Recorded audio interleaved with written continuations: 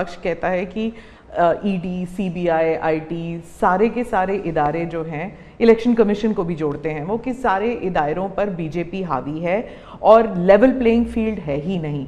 मतलब they already making the ground कि election जो है वो फेयर नहीं हो सकता। इसमें एक भी कानून मेरी सरकार ने नहीं बनाया, चाहे ईडी हो, सीबीआई हो, चाहे इलेक्शन कमीशन। ऊपर से हमने तो इलेक्शन कमीशन में सुधार किए हैं। आज इलेक्शन कमीशन बनता है तो ऑपोजिशन भी उसमें होता है। पहले तो प्रधानमंत्री एक फाइल पे साइन करके इलेक्शन कमीशन बना देता था और जो उनके परिवार के साथ निकट जुड़े थे ऐसे ऐसे लोग इलेक्शन कमिश्नर बने थे। ऐसे लोग इलेक्शन कमिश्नर बने थे जो वहाँ से निकलने के बाद राज्यसभा के मेंबर बने, उनकी सरकार के मिनिस्टर बने। ऐसे इलेक्शन कमिश्नर बने थे जो कांग्रेस के बाद में कैंडिडेट बने। और इसलिए हम उस लेवल पे प्ले नहीं कर सकते। तो हमारा लेवल प्ले फील्ड हो ही नहीं सकता, हम ऐसे बन ही नहीं सकते। हम अच्छे रास्ते पर जाना चाहते हैं, हम उस रास्ते पर जाना नहीं चाहते। दूसरी बात है, आखिर ईडी सीबीआई कैसे बनी? ईडी वगैरह का आप देखेंगे या इलेक्शन कमीशन अपने एक कहावत है, नाच न जाने आंगन टेढ़ा।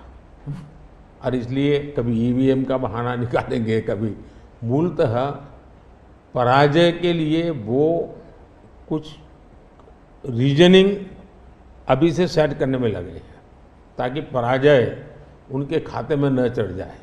वो कह रहे हैं लड़े कैसे आप? या तो ऑपोजिशन लीडर्स को जेल में डाल रहे हैं या फिर अगर वो आपकी पार्टी में आ गए तो सारे पाप धुल गए। कितने ऑपोजिशन लीडर जेल में हैं?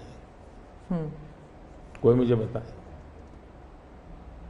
और क्या यही ऑपोजिशन लीडर उनके सरकार चलाते थे? या जेल का डर है? हाँ? डर तो पाप का होता है जी, ईमानदार को क्या डर होता है?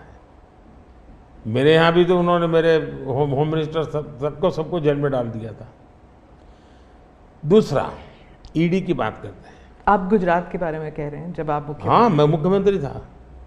अच्छा, जो ईडी की बात करते हैं, ईडी ने जितने केसेस किए ना उसमें से सिर्फ, देश को समझना, सिर्फ 3% ही पॉलिटिकल लोग इन्वॉल्व है जिन पर एक केस हुए हैं। 97% जिनका राजनीति से कोई लेना देना नहीं, ऐसे लोगों है को हुआ है जो कोई ड्रग माफिया है, कुछ अफसर हैं जो करप्शन करते हैं, कुछ अफसर हैं जो बेनामी संपत्ति बना के बैठे हुए हैं। 97% केस उन पर हुए हैं, जेलों में वो लोग गए हैं।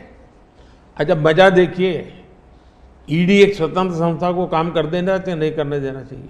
बनाई क्यों भाई?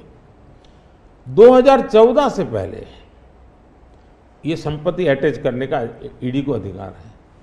2014 से पहले उन्होंने सिर्फ 5,000 करोड़ रुपए की संपत्ति अटैच की। कौन रोकता था ईडी को भाई? और किसके लाभ में कहता? मेरे कालखंड में गलत काम करने वालों की 1 लाख करोड़ रुपए की संपत्ति अटैच हुई है। क्या ये देश की जनता का पैसा नहीं है? दूसरा आंकड़ा तो आप और हैरान हो जाओगे।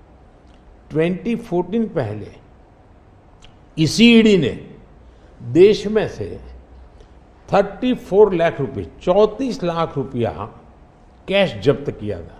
मतलब कि स्कूल बैग में आ जाए इतना पैसा, स्कूल बैग में आ जाए। पिछले 10 साल में हमने 2,200 करोड़ रुपया कैश जब्त किया है। 2,200 करोड़ रुपया कैश जब्त किया है। कहाँ 34 लाख, कहाँ 2,200 करोड़? 34 लाख रुपया एक बैग में आ जाता है। 2,200 करोड़ रुपया सीप करना है तो वो हाथी का छोटा सा ट्रक आता है ना, 70 ट्रक लगेंगे तब जाकर इतना रुपया हमने ईडी ने हमारे यहाँ हमारे कालखंड में। इसका मतलब ये है कि ईडी सही काम कर रही है। कैश पकड़ा है भाई, लोग पकड़े नहीं, कैश भी पकड़ा है। और मेरा ये कमिटमेंट है जी, मैं ये कन्विंस हूं कि भ्रष्टाचार ने देश को तबाह करके रखा है।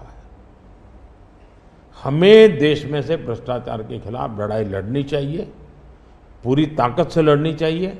और ये मेरा व्यक्तिगत रूप से मेरा ये कन्विक्शन बना हुआ है। एक